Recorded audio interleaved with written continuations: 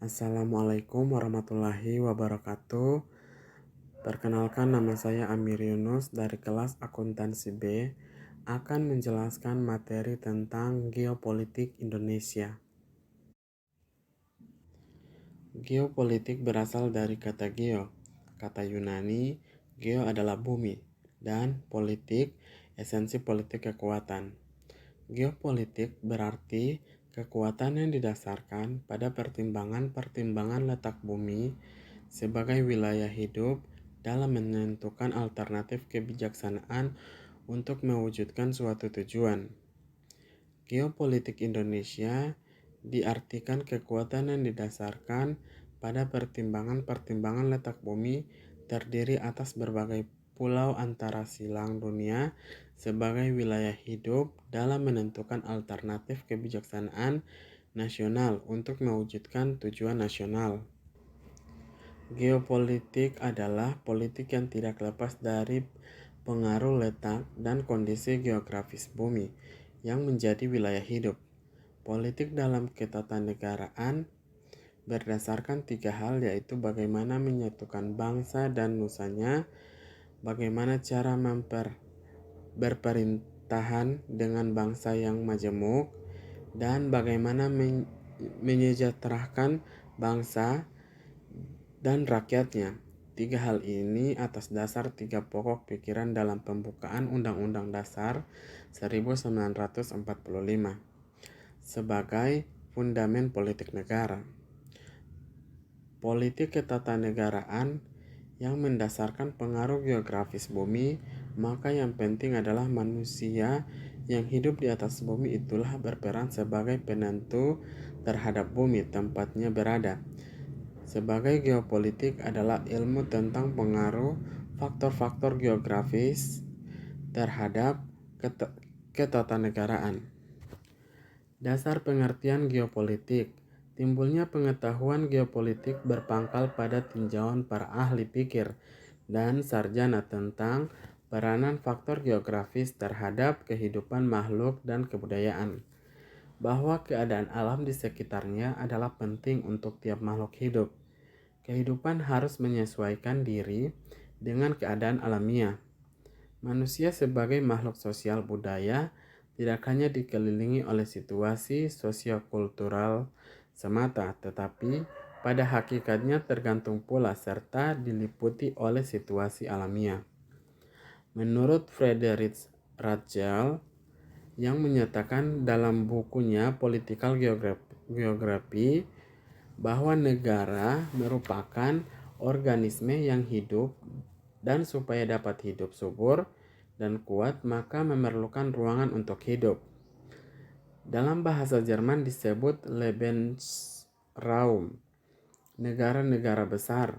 Kata Ratzel mempunyai semangat ekspansi, militerisme, optimisme.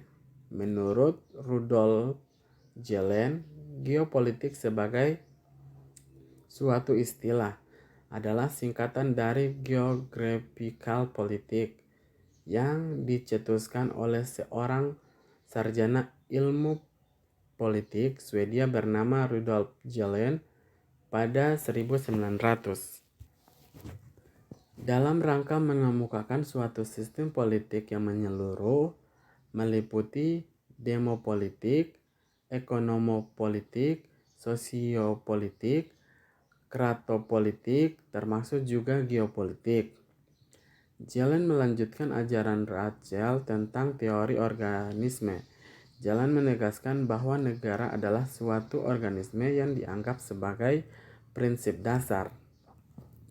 Menurut Karl Haushofer, geopolitik kemudian berubah arti setelah dipopulerkan oleh Karl Haushofer, seorang perwira tentara di kota München, dengan mengarah ke ekspansionisme dan rasionalisme. Hal ini dapat dilihat dari rumusan Karl Haushofer.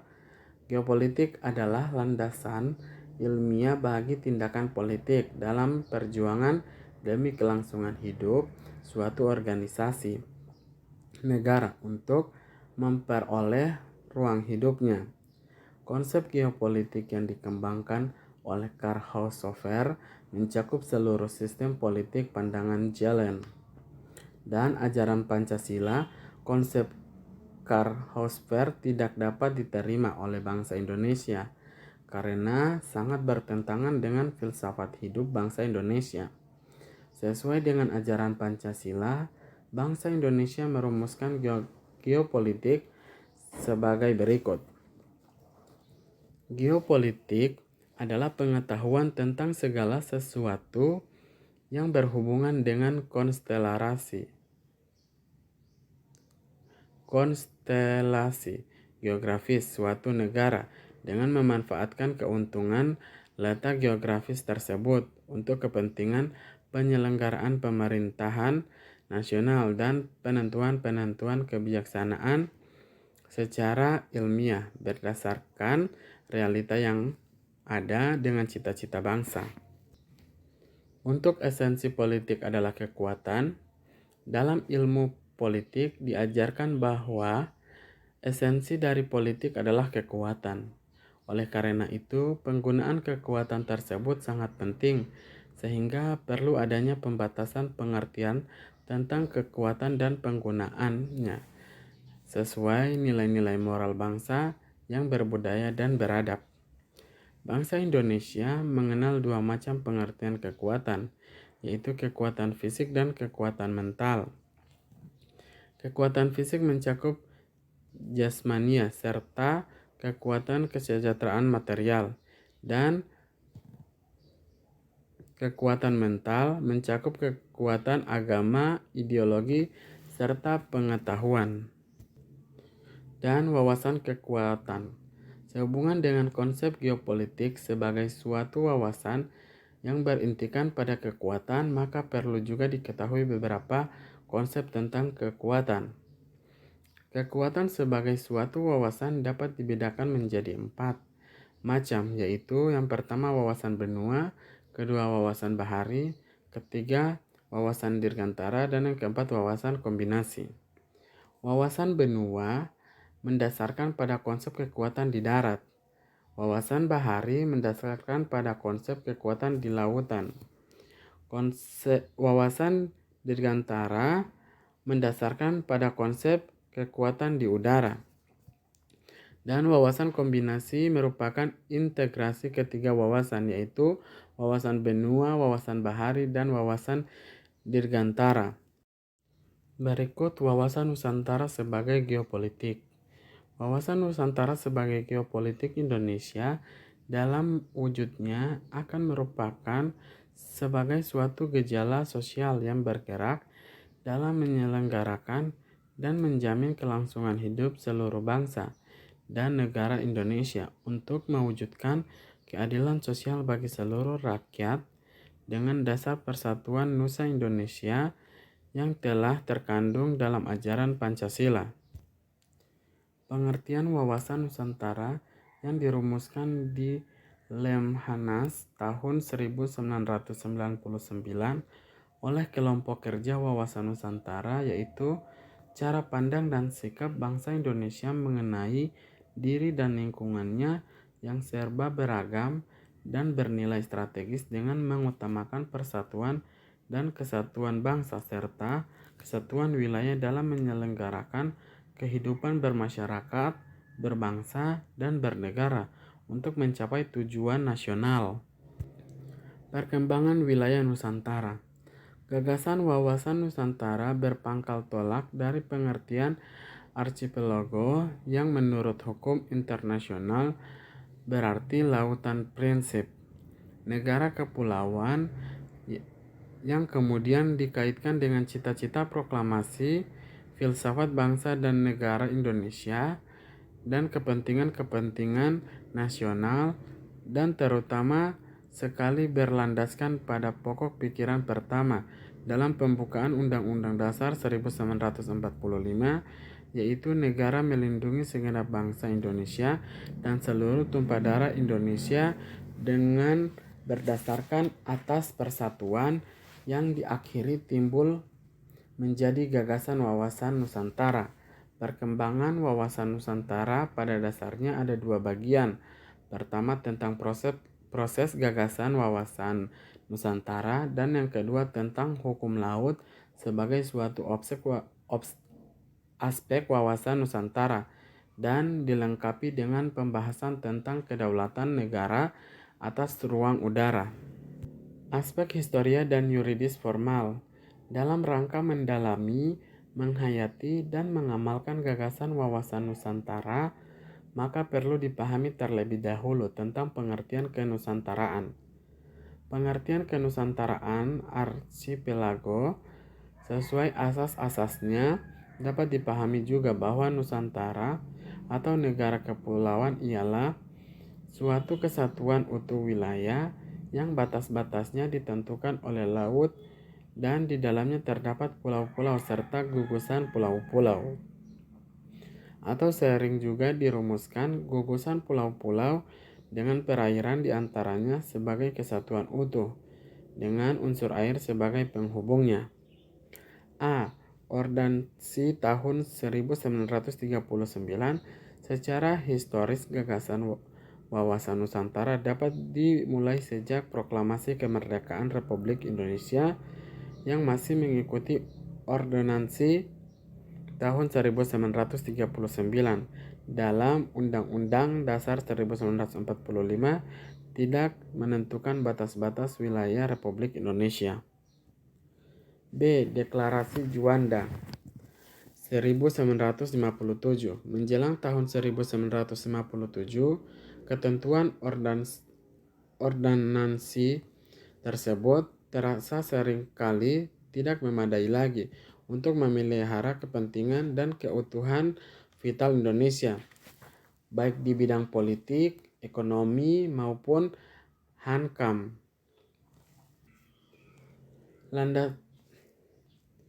Landasan kontinen Indonesia 1969. Bangsa Indonesia dalam usaha meningkatkan perjuangan untuk pengakuan gagasan wawasan Nusantara sebagai manifestasi semangat persatuan dan kesatuan dalam Pancasila, pemerintah Indonesia pada 17 Februari 1969 mengeluarkan lagi pengumuman yang menjelaskan tentang landasan kontinen negara Republik Indonesia. D. Zona Ekonomi Eksklusif Indonesia 1980. Pemerintah Indonesia dalam mewujudkan semangat persatuan dan kesatuan wilayah Indonesia pada 1980 mengeluarkan pengumuman tentang Zona Ekonomi Eksklusif Indonesia atau ZEEI pada tanggal 21 Maret 1980 yang menyatakan bahwa Zona Ekonomi Eksklusif Indonesia selebar 200 mil diukur dari garis pangkal wilayah laut negara Indonesia. E. Konvensi Hukum Laut 1982.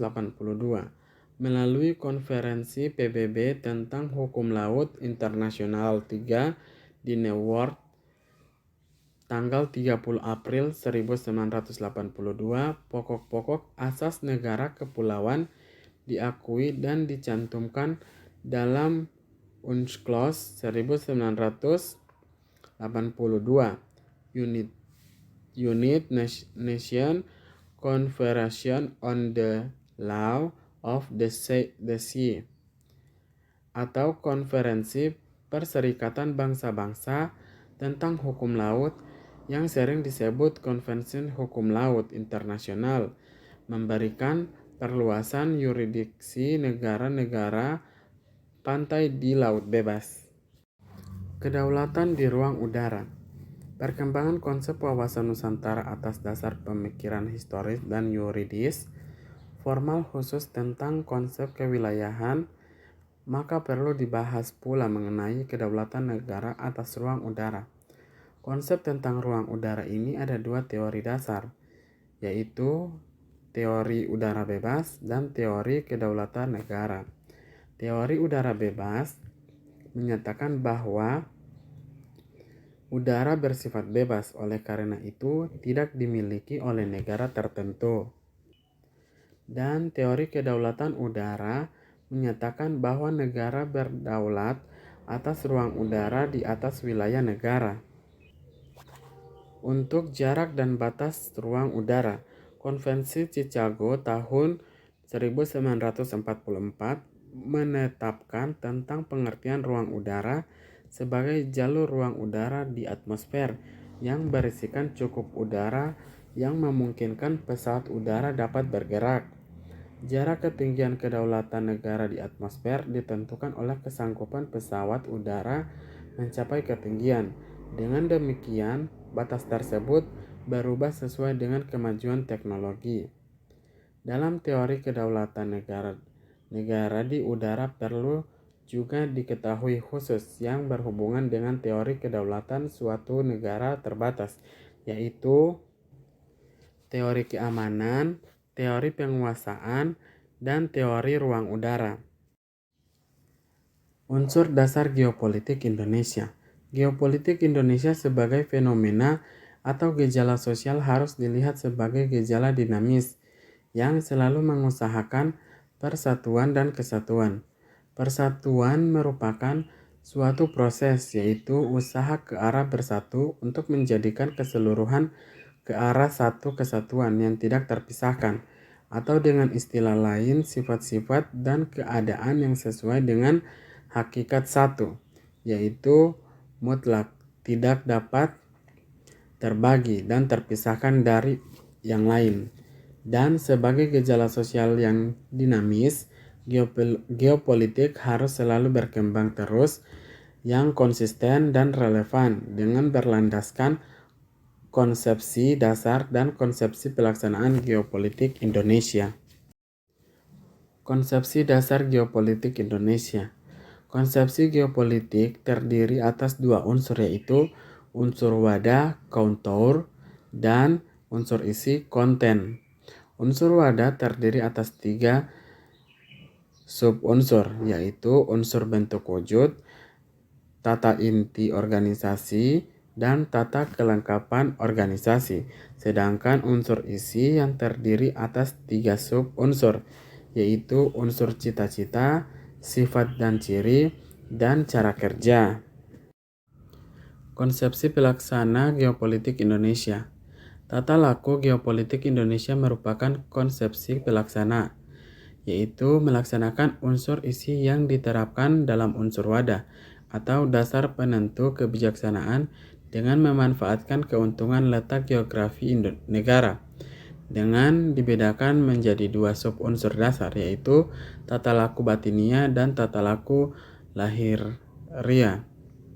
Dua tata laku hanya dapat dibedakan, tidak dapat dipisahkan. Pelaksanaannya merupakan satu kesatuan. Tata laku batinia tumbuh dan terbentuk karena kondisi dalam proses pertumbuhan hidup yang dipengaruhi keyakinan pada suatu agama, termaksud tuntunan budi pekerti kemanusiaan yang luhur dan cita-cita moral rakyat yang luhur, yang kemungkinan berlangsungnya kebiasaan hidup, serta dipengaruhi oleh kondisi lingkungan yang kemudian berwujud sebagai landasan filsafat dan sikap mental bangsa. Tata laku lahiria dituangkan dalam suatu pola tata laksana yang diperinci lagi menjadi tiga subdasar: tata perencanaan, tata pelaksanaan, dan tata pengawasan.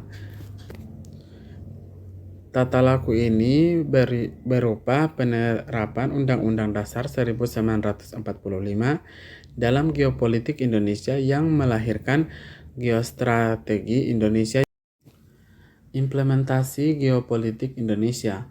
Pengaruh letak bumi pada posisi silang terhadap ketatanegaraan bagi bangsa Indonesia mula pertama terasa penting dan mendesak dengan menyatukan nusa dan bangsanya dalam rangka usaha mengembangkan konsepsi ketahanan nasional atau geostrategi Indonesia, mengingat bangsa Indonesia yang terdiri atas beberapa suku bangsa dan beraneka budaya, serta bermacam-macam agama, maka konsep geopolitik Indonesia perlu dilaksanakan untuk mencapai tujuan bangsa dan negara.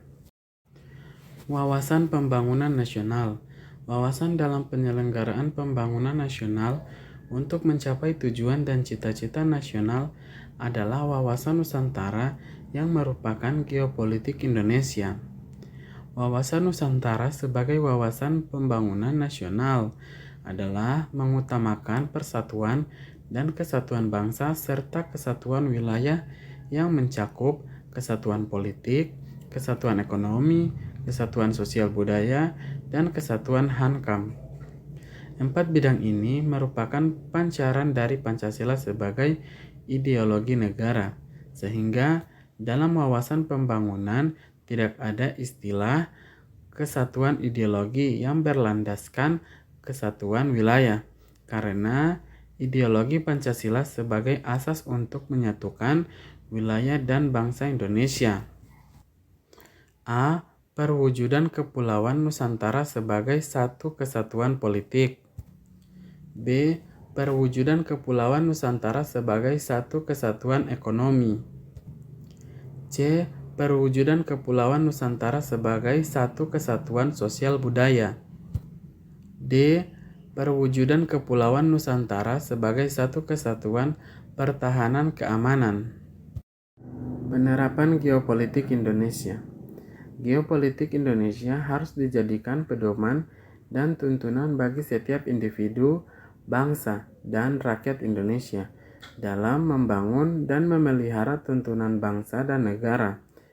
Geopolitik Indonesia menjadi pola yang mendasari cara berpikir, bersikap, dan bertindak dalam rangka menghadapi, menyikapi, atau menangani berbagai permasalahan menyangkut kehidupan bermasyarakat, berbangsa, dan bernegara.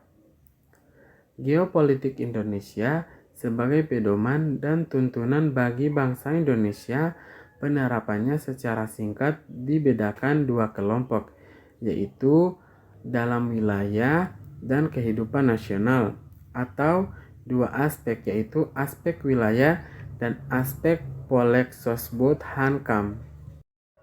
Dalam pembinaan seluruh aspek kehidupan nasional, penerapan geopolitik Indonesia harus menjadi nilai yang menjiwai segenap peraturan perundang-undangan yang berlaku pada setiap strata di seluruh wilayah Indonesia, dan dalam segenap pranata sosial yang berlaku di masyarakat dalam nuansa kebinekaan sehingga mendinamisasikan kehidupan sosial yang akrab, peduli, toleran, hormat, dan taat hukum. Semua ini menggambarkan sikap dan semangat kebangsaan atau nasionalisme yang tinggi sebagai identitas atau jati diri bangsa Indonesia. Demikian penjelasan materi geopolitik Indonesia dari saya. Wabillahi taufiq wal hidayah. Wassalamualaikum warahmatullahi wabarakatuh.